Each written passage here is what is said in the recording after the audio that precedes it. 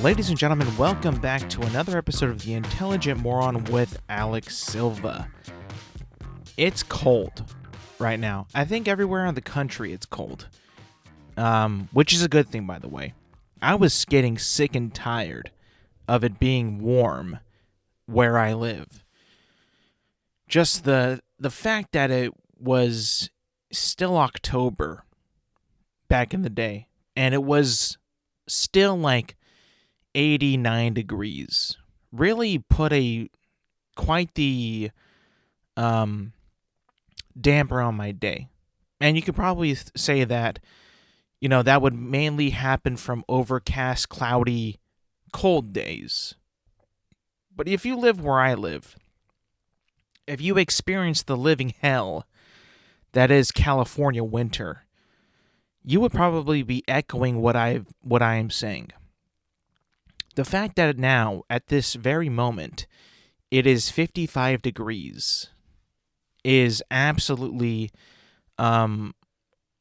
it puts a smile on my face, because now I feel like we're all part of the same country.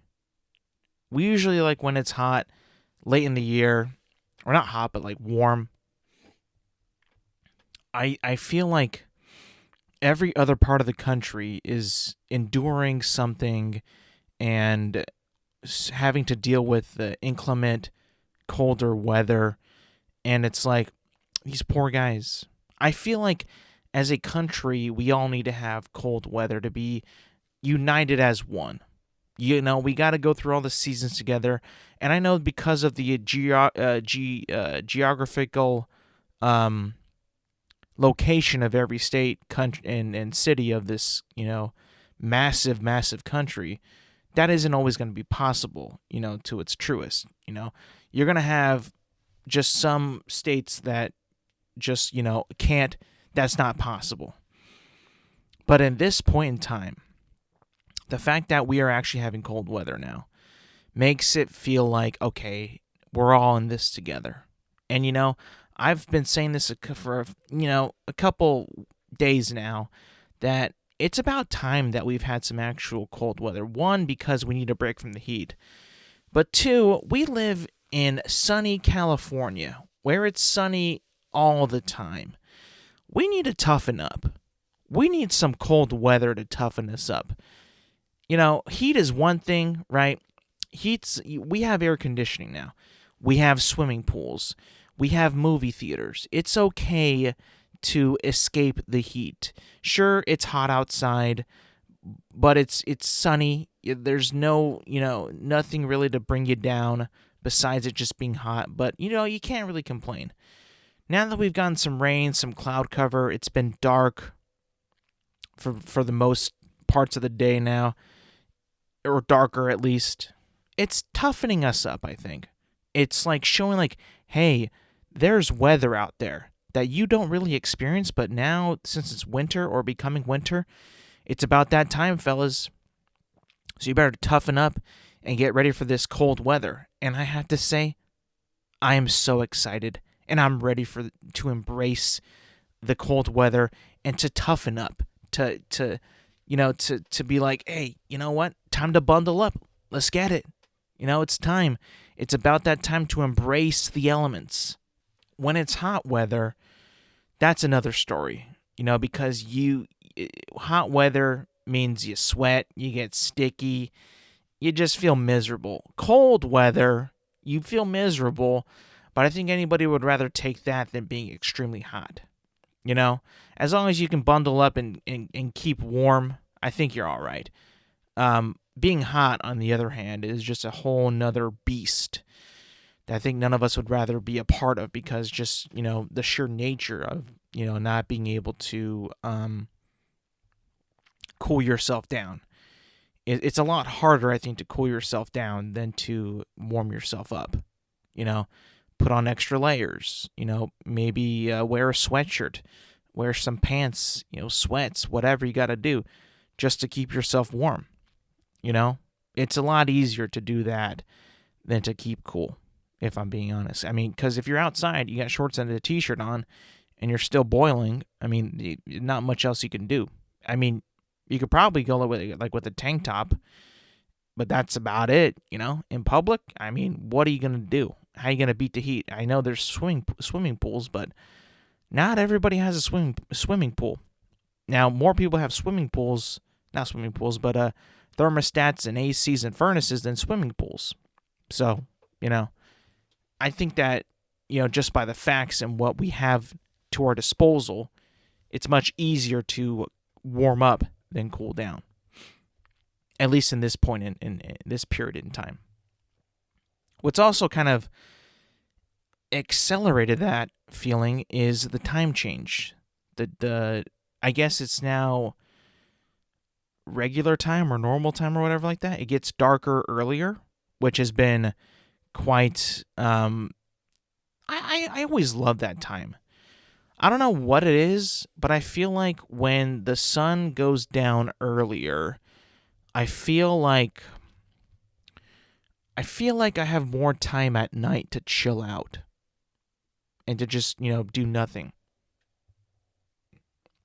Because I would look at the time and be like, oh, it's not that late, but it feels that late. It like tricks my brain to thinking like, oh, I got some more time to, just goof off and do nothing, Yeah, after like a busy day, you're like, oh man, I don't know what it is, but it feels like the days are or the nights are longer, I guess you could say. And the days are shorter. And I feel like I should be opposite of that just because of the nature of the human species. Like we are not nocturnal animals. We don't have those crazy eyes that give off night vision. We need the light to see. So whenever it gets dark, you immediately think that, okay, time for bed. That's our biological DNA embedded genetics at work right there. We also can't really afford to be outside when it's cold.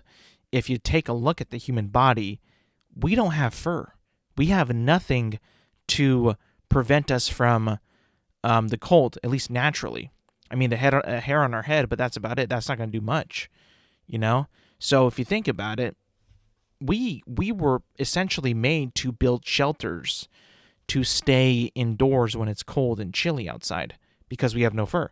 Like a bear, for the most part, when it's not hibernating, it can probably go into a cave, right? But I mean, how much warmer is a cave than outside? I mean, the cave is still outside, right? I mean, don't get me wrong. I mean, it's a sheltered space, but it's not going to be like, a nice warm cabin. It's just a cave.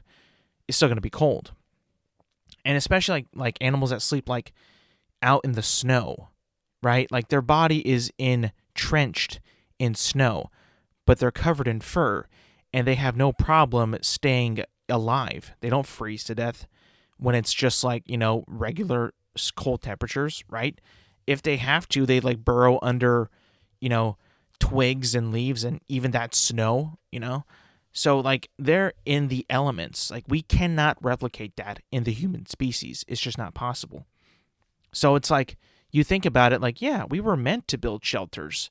We have the brain, we have the thumbs, the capacity, the communication skills to build structures to house other human beings.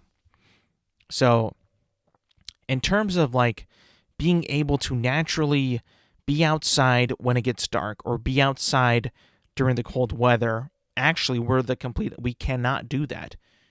Now the hot weather, of course, it's going to be much more tougher, obviously, because it's hot, but we're not self-insulated with fur, right? We just got our skin that's, faces the sun. Now, of course, that leads to other complications in terms of UV rays and how much sun that we can expose, but that's why we have sunscreen. That way we could limit the bad stuff from the sun. Probably not 100%, eradicate the sun's UV rays, but enough to make it so we don't get bad stuff from the sun, like sunburns and other bad things, Of course, you shouldn't be out in the sun for too long, right? Especially if you're like me who sunburn very easily. It doesn't feel good. It's like it becomes like, makes your skin hot. Sometimes you peel. It can be painful. You never really want to be out in the sun for too long because the sun ain't all that nice to you. Even though we get a healthy dose here on Earth, prolonged, it's not very good, and you can burn very easily. So you just got to be careful out there. So the fact of the matter is, maybe we're just a species that needs to be sheltered at all times and clothed at all times, because we just can't have that much of the Earth itself. If you think about it, we're super, super fragile out there. I mean, one little thing, we wear shoes at the moment. We, as human beings, we have shoes. Our feet are not adjusted to being barefoot and in the wild at the same time. It just can't be done. If you look at it, like every other animal out there is barefoot. None of them have any shoes, slippers, boots, even socks. These motherfuckers are going at it barefoot, and they're stepping on concrete, asphalt, dirt, rocks, grass, weeds, shrubbery, thorns, all that jazz. And they have no problem doing that because they're tough motherfuckers. And their soles on the bottom of their feet are so weathered and hardened by the actual, nature itself, that it's nature's shoe, essentially. Their paws, whatever, Like how many times have you felt comfortable walking outside your house barefoot and not walking on like smooth concrete? Like you start stepping on the asphalt, maybe dirt, maybe even your lawn, and you get a little paranoid. You get a little like, oh, I hope I don't step on anything too rigid or sharp, or what if I step in some shit and then it's game over, or maybe I step on like some mud or some dirt that's like, oh, now my feet are dirty. Like, we're such babies when it comes to that shit, We're just like, it's like that's why we were created, I think. Not why we were created, but that's our whole purpose, is to build things into making life easier for us to survive on this planet, because naturally we are not gifted with the abilities that other animals or every other animal on this planet is.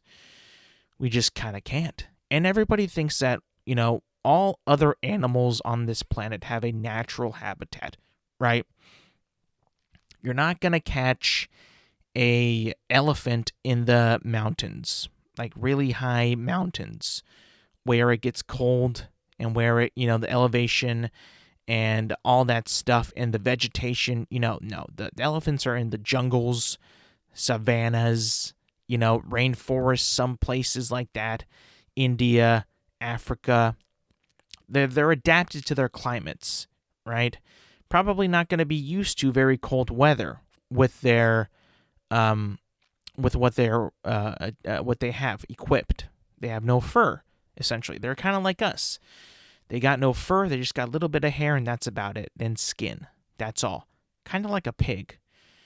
People say that the closest thing with, I think it's like skin texture and like I think even like blood is the most similarest thing is from humans to a pig, as far as like texture of skin and stuff like that. And even blood, I believe is closest to humans is a pig's, which is downright crazy, right? You think about it. I remember reading this book for a class I had to take in college. It's called Your Inner Fish. I believe that was the title of the book. And it was written by a man who like linked all like every animal and being on this planet to humans in a way. Like, he was able to find like how like the bone structure of a whale is not that far of a whale's fin is not that far different from the bone structure of a human arm. Like, it's very similar in different ways. And how like there's like like in our DNA we share like very similar things from like humans and a jellyfish. And that just kind of like made my mind spin, because I think like when like you see like these little animations as kids from like as kids, and I think that they're probably going to be disputed at this point now in time. But remember back in the day when you saw like like an illustration or a animation of the natural evolution to humans, how humans became humans. It goes from like a chimp to like a caveman, Neanderthal, and then to human. So like it's like that's what I remember seeing as a kid, not just in like school and stuff, but like in like pop culture and like stuff like that. That was always like a thing that was kind of like pointed to, like this is how we became human beings. I think that's disputed now. And after reading that book, I'm like, oh, interesting. Like, you're telling me that I share common DNA with a jellyfish and also a whale, and even, I think, a banana. Some things in bananas turn up in humans, I believe. I could be completely wrong about that, but I remember it was something crazy. But I know jellyfish and whale got some very similar things going on down there, which is weird, but also very plausible. And if it is true, which I'm not sure it is, I could believe it. I could bet your ass that there's hardcore evidence on that shit out there that, hey, your arm is similar to a whale's arm or fin. I could believe that. I mean, we did come from the same planet. We all have to be have some type of, common ground here, right? It just happened to be that humanity was the species that I guess was chosen by either Jesus Christ himself, the aliens, or some other higher being to fully advance so far to the point where no other animal on this planet is remotely close to us. Except like maybe like a dolphin. I think I've said this before. Like dolphins, I believe, will be the next animal to fully evolve into sentient beings, like human beings. Once we're dead and gone, right? We nuke the planet, or we just destroy everything, and we are all gone. We become extinct. I think within the next 1 million to 2 million years, the dolphin will eventually grow little feet and be able to walk on the surface of the earth. And they will be able to populate the earth that way. I don't think that it's chimps. Based on their brain capacity and based on their social interactions, and how they even can somehow, in a way, a little bit of a way, communicate with human beings. They got to be the next species to do it. I mean, they already breathe air in the ocean. They're not even fish, they're mammals. So eventually, they're going to have to, can a dolphin live without water? That's the question.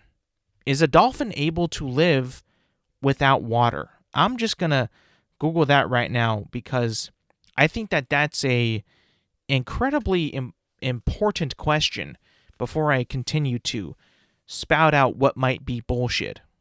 All right, so we're on the internet right now.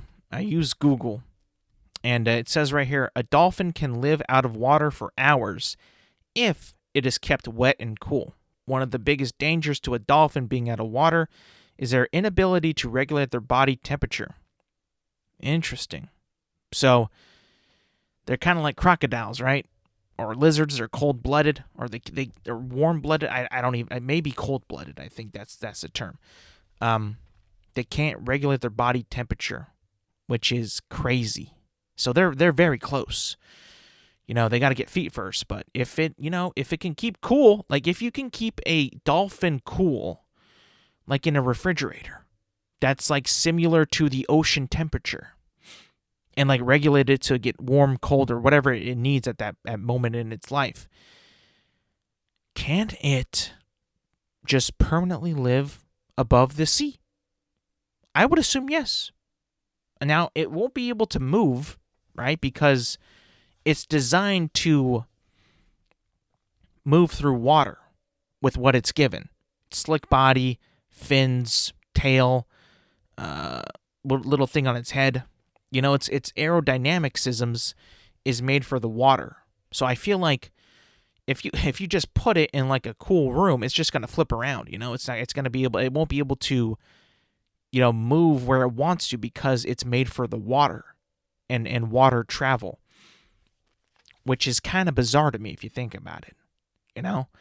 And just imagine what it would look like if a dolphin came out of the water and was just permanently out of the water, right? A room temperature, was able to keep up with its needs as in terms of keeping the body cool and just being out of the water. Has that ever been done? Is that an experiment that has ever been done? Because if it is, I sure as hell want to see it. I just need to see it, right? It could be a cool thing to see. Maybe that's just me. Maybe I'm way too into this animal shit that I care about things that other people don't care, But I feel like that's a thing that is just inside of me that I can't shake off. The wanting to know the unknown and wanting to know things that have absolutely no benefit to my life. Bill Burr had a great bit. I think it was Bill Burr. He was saying we do a lot of useless shit in our lives and absorb a lot of useless information and a lot of useless things that most of us will never need to know in our lifetime or even need to know to benefit our livelihood. And one of his points was watching Shark Week. If you think about it, does the common person need to know all that information about sharks? No. The answer is no. But I think that's what keeps us, one, entertained and keeps the brain going. A lot of us are out of school, if you think about it. We don't go to a place where we learn new things every day anymore. We just kind of do our own thing, do our jobs, make dinner, go to bed, and do it all over again. But I think that when you're an adult and when you are no longer learning on the daily, you learn on the daily or pretty much almost every day of the week for at least, 8.5 months. From the time you're in preschool to the time you graduate college, right? If you think about it, right? As long as you don't really take that many breaks off and you don't drop out, you kind of are learning every single day, right? Or at least you hope to learn a new thing every day, in school at least, and in academia, right? So when you are done learning, learning new things, and you have your job, your career, and you got it nailed down, right? You're a professional at whatever you do. Occasionally, you're going to learn a couple things here and there about your job. But if you're good at your job, you keep up with things. It no longer becomes like learning. It just becomes it's a new thing. You adapt, you evolve. But you're not really learning new things every single day that could, that benefit your life. So I feel like when it comes to you being an adult and you learn about new things that have no benefit to you or your job or whatever, it's exciting. It's exciting because it's new and it's something that you've never heard of before. And you learn that it's been well known for a while, well documented, well studied, well researched, and it becomes a new thing that you're exposed to. And that's something that I love. That I absolutely love. Especially about nature, the animal kingdom. It's just pointless knowledge, but I think that it scratches an itch that is still within us even after we're done with college and quote unquote learning every day. not everybody has time to dive into, a massive study on certain things. But if we get like little like facts here and there, it stimulates the brain, and I think it brightens up the mood of you and your people around you that are also intrigued. And it gets your brain going, right?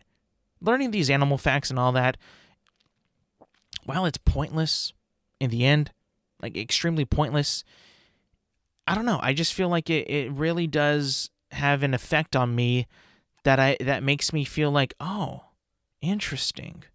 Tell me more. It gets my brain going, which I think is always a good thing. It's always a good thing. Another thing that I've heard that also gets your brain going, and that is extremely healthy for you, is reading. And I've never been a big reader. Never really been the fastest reader. Never really been a person that enjoys reading all that much. And I've said on my podcast, this one, the one before that I've started books and that I've tried to get into reading, and every time I failed. Every time I have failed. I just, for some reason, I don't think that I'm able to connect with books. Maybe it's because I haven't read a good book, or a book that's been, that's good enough. I don't know. I just don't really get it. Maybe it's because I know that it takes up that much time, and I'm not the quickest reader, so therefore it takes even longer. So it's like, I know that I'm like taking way too long with books, and I feel like I get discouraged, and that I need to just kind of, stop while I'm ahead. And while I'm ahead of being that meaning that barely started the book. That way I don't get like, too far in where I'm like, oh, I didn't even finish that. Then I get disappointed, because if I make it pretty far in a book and I fall off, and it's like, shit, I really didn't finish that, and it was good, and I regret it. I don't like that feeling of starting a task or starting on in an adventure and then just quitting. Not because I want to quit, just falling off of it. And whether it's because the book is bad, or you just, you fall off, naturally you just fall off, right? It's not something that I want to have in my life, or that feel, It just happens. You can't really stop it. It happens with more than books too. I remember one time I started watching a TV show. I think it was The Bad Batch. It was one of those animated Star Wars shows. The ones that look like the Clone Wars, but it's a spinoff. Anyway, it was really good. It was very cool. Very, very good. Cool new concepts, new characters, new stuff. Very cool. And I think I got about until like the 12th episode of 14, and I just stopped. It was good. It was really good. I wasn't disappointed in the show. I wasn't straying away of my attention or what was happening. I wasn't getting mad at what was happening in the TV show. I was like, this is cool, interesting stuff, opening up the universe more. And then, the newest episode came and I missed it, and then that was it. I'm still 2 episodes behind of that season of the series, and nothing. Just never had the drive to go back. Not because it was bad. No, it was very good. It's just I fell off. What can I do? What can you say? That shit just happens. You fall off stuff. Probably got busy or something. Probably something else came out that I was more interested in. I don't know. Just, that stuff kind of happens. I would love to complete everything that I start. But, just maybe in my heart and in my soul, I just wasn't as interested as I thought I was. I don't know if that's a common thing that happens, in human beings from time to time. Like maybe we just lose interest in things and just kind of stop when it's good. When we admit that it's a good show, it's a good book, good movie, whatever, you just never go back to it. I wonder if it's like a commitment thing, that we have to commit the time and the, to complete this book, show, or movie, or whatever, anything. And then we just lose interest because it no longer is competing for a slot of our time. It's been essentially disqualified. But us like not really acknowledging that. I mean, now that I think about it, this kind of happens with a lot of things in my life that I'm not proud of. Like all the books and stuff like that, exercising too. Like you just kind of stop if you don't have the momentum or the drive. And it can be derailed so quickly, You can be, working out every single day, taking a couple days off or, rest, obviously. One day not go, and then boom, it's over. What is the thing that to make a habit or to stop a bad habit and make a good habit is like, 21 days, I think? Yeah, maybe that should try that. Try to do that every single day. Like if I read a book or a chapter 21 days straight without taking a break, maybe that'll build a habit and I'll be able to, keep that up. And then have to focus and force myself to change a book after I finish every book. That way I don't stop that reading every single day. Maybe that's the key. Maybe you really got to build the habit and just, drill it in your brain and your routine. That way you don't lose sight of it. That's probably what it's all about. I've just never, I never really knew if that was essentially, foolproof. And that was like completely true. Like, hey, we've done studies on this. We've experimented with people. And like, this is foolproof. Like this actually works. But I don't have all that information or really know or even really tried to see if that's even foolproof. If it's undisputed, It's always just kind of been a thing that has been talked about and just kind of like say, hey, well, if you want to make a good habit, do it for 21 days and then it should stick. I don't know. No idea. Some things happened in the sporting world that I kind of want to talk about just a little bit today. The Astros won the World Series, as I can tell from the eyeball test. From the things that I've seen, I didn't watch any of the games really because I just still kind of sore that my team's not in it. Seems like they did not cheat that we could see for evidence, and I'm pretty sure this time around everybody was watching the Astros like a hawk at this point, and no cheating whatsoever, I believe. So I think we're in the clear to finally declare the Astros legitimate World Series champions, I guess. I'll be honest, man. Like I said, I did not care about the World Series. But if a team were to win it that fully deserved it for this season and this season only, besides the Dodgers, who absolutely should have won the World Series, in fact, again, like I've mentioned, was guaranteed by the manager, should have won. But the Astros were the second best team in all of baseball. So I can't be mad at them winning. I mean, they were extremely, extremely good team.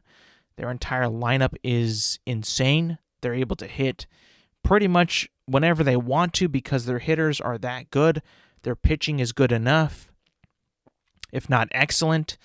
And listen, look, was I rooting for the Phillies? Not really. It would have been cool to see Bryce Harper win a ring, after he went to Philadelphia, and that same year that he left, the Nationals won the World Series. Kind of strange. Definitely felt that sting. He had to have. There's no way he did not. But it would have been nice to see Philadelphia win a championship. Because even though they did not deserve it for shit, they were a pretty mediocre team the entire season. They got hot in the end. They got better. But at the end of the day, the best team won. And I think this kind of set baseball right. Because, at least for this postseason, because we were getting some dumbass shit happening. Like the Dodgers were eliminated. The Mets were eliminated. The Braves were eliminated. The only thing that was true that, was supposed to happen was the fact that the Houston Astros made it and the Houston Astros won. So I kind of have to, in the terms of what is supposed to happen, just because based off regular season, the Astros would win. And if you're saying like, well, it's the playoffs, then why the fuck even play a regular season? What the fuck is the point? So obviously they're the better team. They won the most games in their league, that being the American League. So yeah, I mean, like, they should have won. They should have won, and they did win, which kind of puts my whole argument and my whole rant of fuck the playoffs, why even play them? Because if you're just going to get some bullshit like the fucking Padres being the Dodgers and all that, just bullshit happening. And I only say that because I'm a fan of the Dodgers, so obviously I'm going to be a little bit more saltier than the other fans out there. But all is right in the world, I guess. The better team won. I'm okay with that, even though it is the Astros. I think that this win kind of, now it doesn't make the cheating go away from 2017. But now it's probably going to be a lot tougher to just, keep that narrative going after they won it, what seems to be like a legitimate win. Don't get me wrong, it's still there. It will always be in there, ingrained in my mind, but just like, taking action during the games and booing them and sabotaging them and throwing pitches at them probably is down the drain now. Probably is going to be is flushed away. I think that those times are long gone. And, we're just going to have to accept it. It was fun while it lasted, even though it was kind of robbed by COVID-19. But, they proved this series that they were the better team, and if something comes up that they were cheating, this is all going to be eaten words, then I will be totally against them till the day that I die. And it will never, I mean, you can't just, cheat in 2 World Series, right? And be, and be, okay with it. If something does come out that they were cheating, then woof. Then we have a real problem there.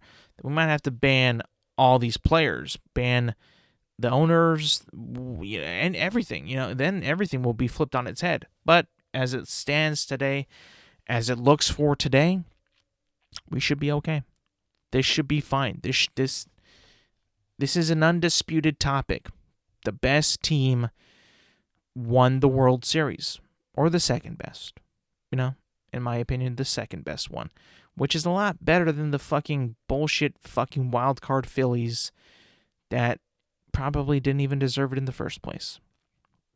It was all emotion, momentum, but at the end of the day, they put up a good fight, but the Astros were just better, And listen, I think that they're gonna.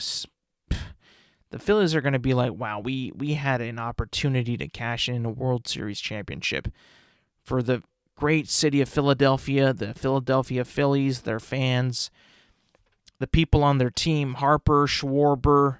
It's like, dang, you had an opportunity, but, you missed it by that much. Sad, but true, sad but true.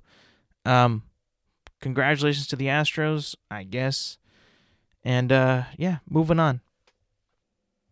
Something I kind of want to talk about, too. This happened very recently. This is some NFL news that I think all kind of took the league and the country by storm of what happened. And it's strikingly so weird because I've never seen anything like this happen before. Nothing like this at all ever happened. I'm trying to think. In the history of me watching football, the fact that the Indianapolis Colts fired Frank Reich, which is, by the way, long overdue. I mean, if you have seen the way this team, the Colts, have been performing this year, and, I would say that they're a pretty talented team, even to start off, with Matt Ryan, Jonathan Taylor, pretty decent team. They're always in it. They're not like a completely shitty team. They have some talent around the ball, defensively and offensively. a pretty at the from the beginning of the season, a pretty sound and stable coach. And then he gets fired because he just, this season has been bad, and it came from the fact that they, their first game was a tie against the Texans. Frank Reich benches Matt Ryan for Sam Ehlinger, and then it just kind of looks like, whoa, what's happening there? And then sure enough, week 9 happens, and then the boy gets fired, Frank Reich that being, so he's gone, and you know what, he was labeled like this quarterback whisperer, the quarterback guru of how to unlock quarterbacks. I mean, he kind of did with a little bit with Carson Wentz last year. He had some pretty good games, pretty decent games. The year before that, they had Phillip Rivers, who I think is arguably better than Carson Wentz now, even back then. Just a better thrower of the ball, better quarterback, better decision-making, even though it's not, elite level, in my opinion. Still, I think better than the best Carson Wentz ever was. And that's not counting his rookie year. That was bullshit.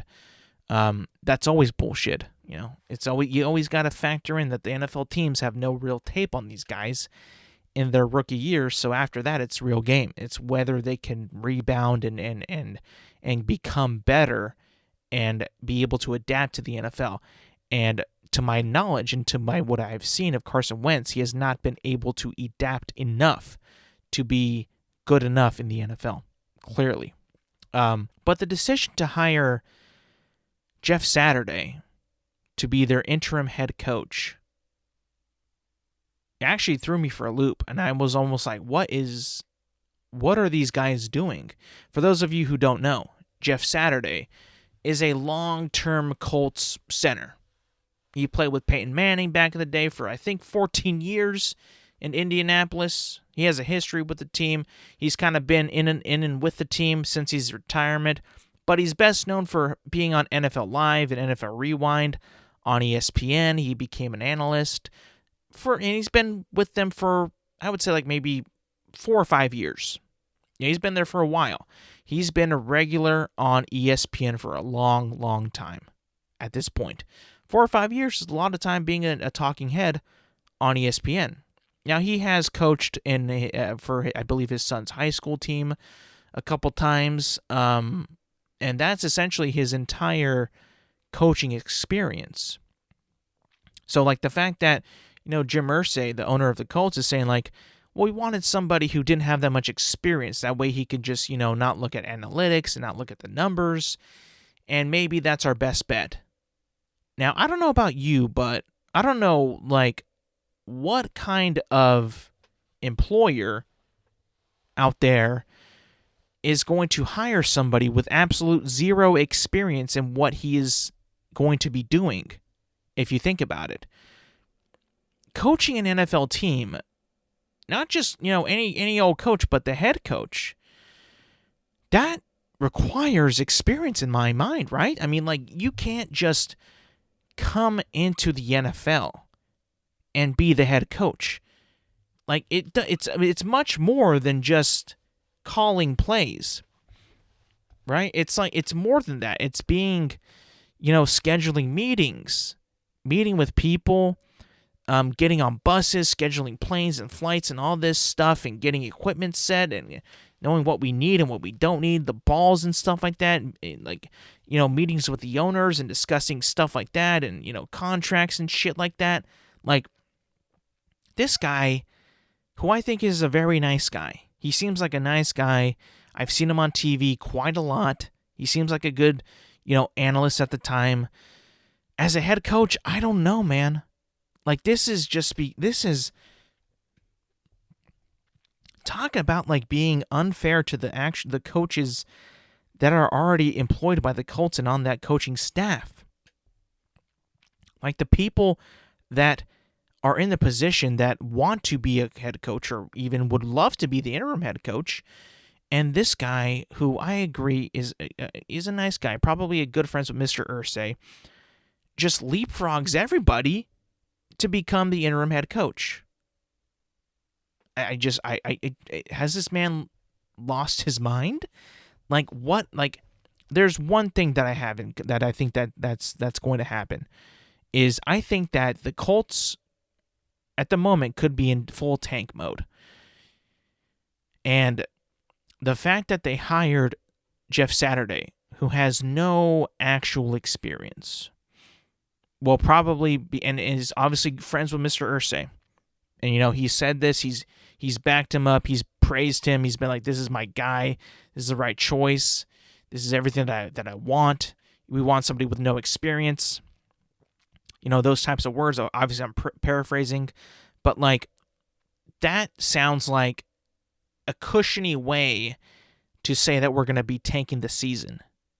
If you think about it, if Jeff Saturday fails, and he most likely will absolutely fail. He has no experience. How is he even going to know what to do on the field, right? On the sidelines, what is that even going to look like? What is that going to look like? Is he going to be on time? Is he going to dress properly? Is he going to be able to walk up and down the sidelines and coach players that he has absolutely no connection with at all to win a football game in the NFL? Just picture that. Does he have what it takes to do that? I'm going to say no. I'm going to say absolutely he does not have that at all. So this, to me, sounds like they're going to be tanking this season in a cushy, fun way. We hired Jeff Saturday. He's my friend. He has no experience. I don't need that. We don't want that. Huh?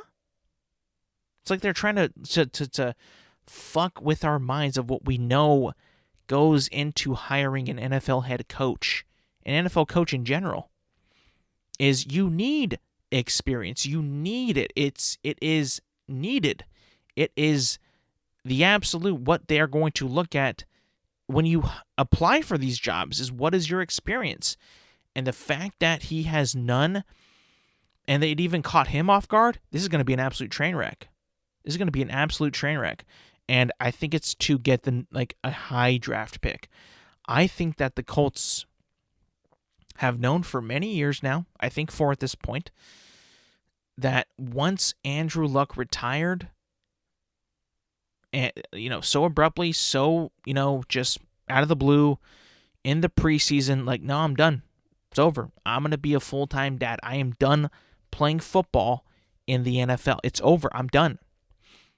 I think that they have never recovered from that, and it's shown throughout the years that they have never recovered and had stability at quarterback, and no matter who they bring in, whether it be Phillip Rivers, Carson Wentz, Matt Ryan, now Sam Ehlinger, second-year backup, they know that they need to actually draft a quarterback.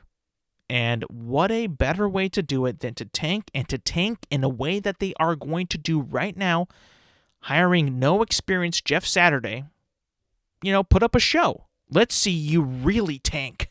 Let's see the ultimate tank, because this is going to be, you're talking about coaches that are bad, that have no control of anything. Let's name some really, really bad coaches in the past couple years. Matt Rule, Urban Meyer.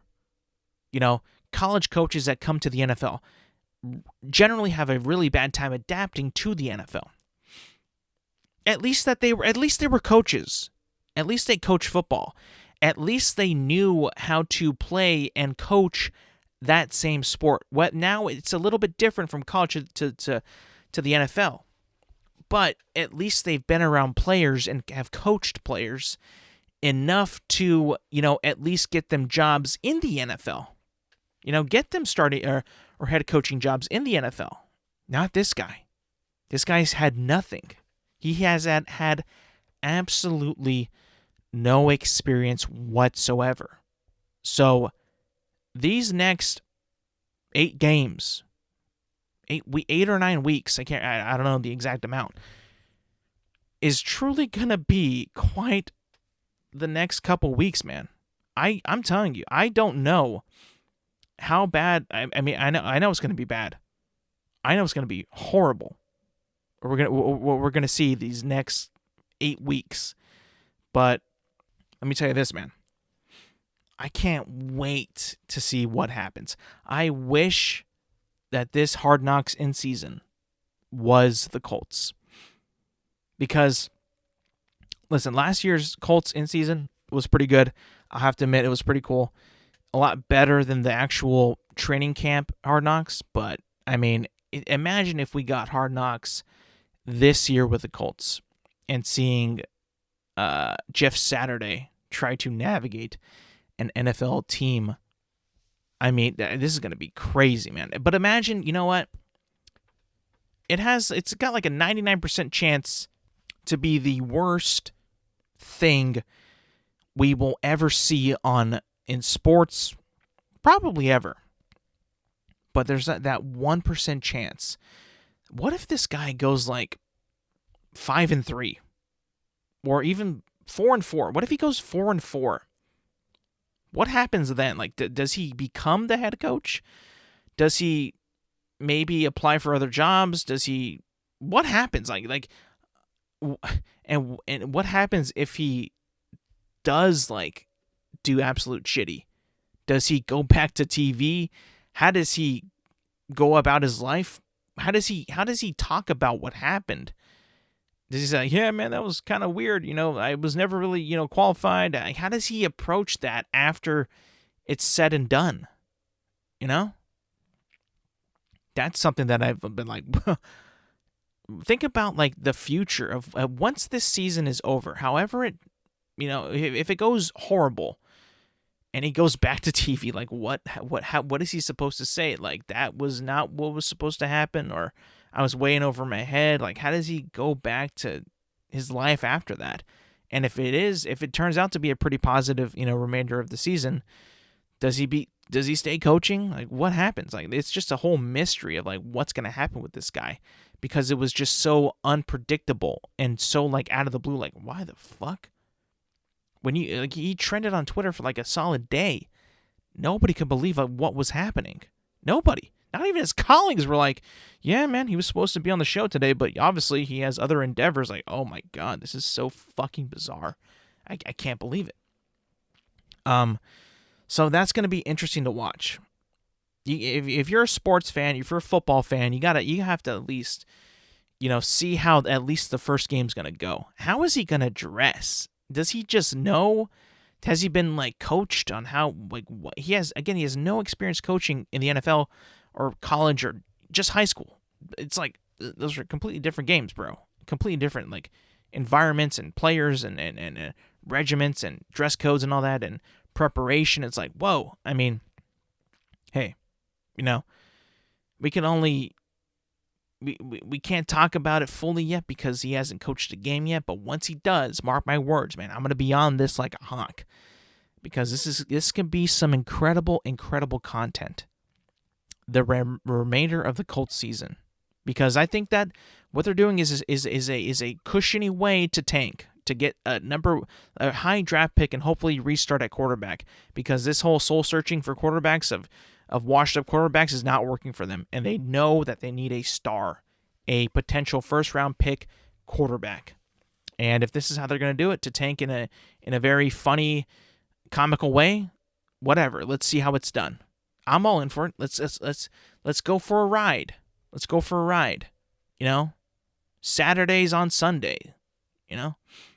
Jeff Saturday now for Sunday. Let's just see how this ride goes. Let's just go for a ride and let's see what happens. Lastly, before I leave, I wanted to talk about this fucking bad habit that I've had, and it's been like a month straight. It's finally cooled off now, I would say. I'm kind of back to normal. But it's been this, I'm not proud of this at all. Ever since it turned October, I believe, my family has kind of bought in like Halloween candy, just to have. And I kind of talked about it on a couple episodes ago. Like, when your family puts out some Halloween candy and it's just like out there in the middle of the living room or whatever, you kind of grab a couple, every hour you walk by and whatever. It becomes like a bad habit. Well, I think maybe after last week, I was like, I had to have an actual, a moment with myself and be like, okay, you have to cut this candy out because it got pretty bad, people. Like, it got pretty bad. I was eating so much candy. I couldn't. I'm like embarrassed to to say how much I would eat in a sitting, because I'd be like, look at all this candy that I bought, and I was even buying some too, just because, we were given before. I think like trick or treaters are gonna get all this candy. I want some candy too. And then Halloween passed, and like I kept eating the candy. I'm like, oh my god, there's still so much candy. I gotta stop eating this.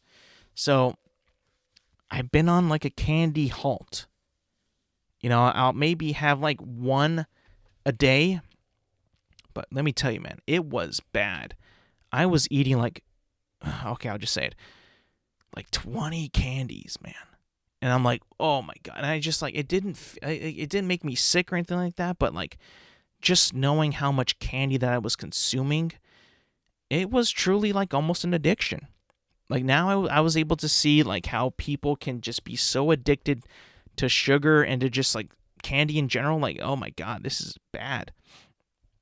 So I'm like on like day 3 now of really cutting back on the candy, and it's just I know in my mind that my body, like, I don't feel better really with my body, like I don't, but in my mind I'm like, okay, thank God I have not been eating this candy.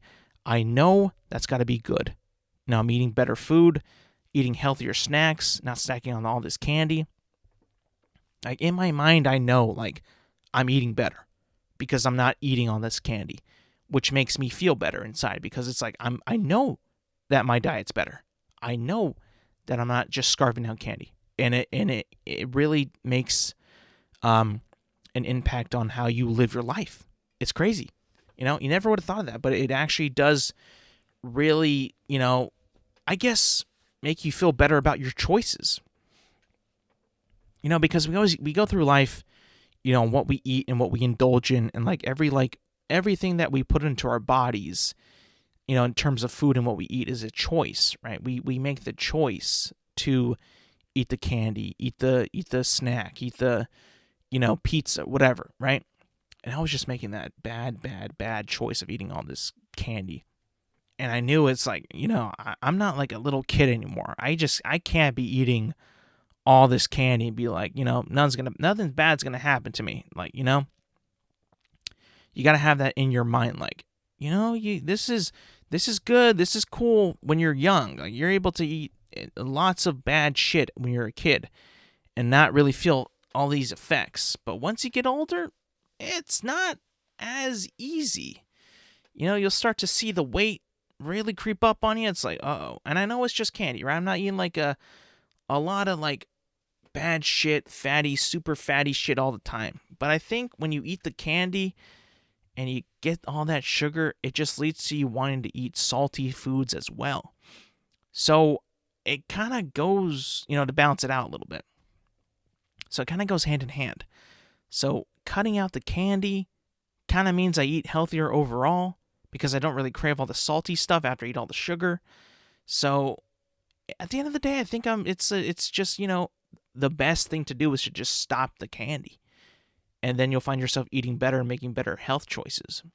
So that's kind of been not a struggle, but like something that I really needed to buckle down on, because I just knew, like, it was like so many days after Halloween, I'm like, why am I still eating all this candy? Like, this is just kind of embarrassing now. Like, why, but it's all about self-control. And I think I've gained that back. The candy intake has pretty much been like very little, very, very little now. So I think that it's safe to say that I've kind of, conquered that battle. It was tough, man, though. It was tough. Pretty much all October, I was eating so much candy. I'm like, hey, it's the spirit of Halloween, Halloween candy, yeah, yada, yada, yada. Then November turned, I'm like, I'm still eating candy. So I just had to nip that in the bud, man, and I just thought I'd share that because, it's a journey. It's a life journey of being able to have self-control over things that you love. I mean, who doesn't love candy, right? I think everybody just kind of loves candy. It's sweet, delicious, it's sweet. We just love those types of food. The bad foods are always the best foods to eat. You know, the fattier they are, the better it tastes. The healthier it is, not so much. You know, it sucks that our tongues and our taste buds are so like interwired with our brain and how it portrays like what we like in life. Imagine if we didn't have any taste buds. We would eat like healthy shit and be okay. Sure, it might be boring, but we would never know like that rush or that good feeling of eating something that tastes so good. We would just be eating to survive, and we probably wouldn't be like, people wouldn't be so fat if it didn't taste good. If we had no taste, could you imagine? We just ate for, nourishment and fuel. I mean, we'd be probably pretty fit. I would assume if we didn't have, such a strong taste receptor in our brain that, was tied to like feeling good and feeling great and stuff like that. I don't know. Good feelings. So, I'm happy that I was able to nip that in the bud because it was getting pretty bad. But that's going to be it for today, fellas. And ladies and gentlemen, thank you for listening and thank you for watching. If you're new, you can find this podcast on Apple Podcasts, Spotify, and YouTube at Intelligent Moron with Alex Silva. Drops every Thursday. Make sure to like, comment, subscribe, leave a rate, review. Helps out a lot. And yes, thank you for listening. Thank you for watching. And I will see you guys next week.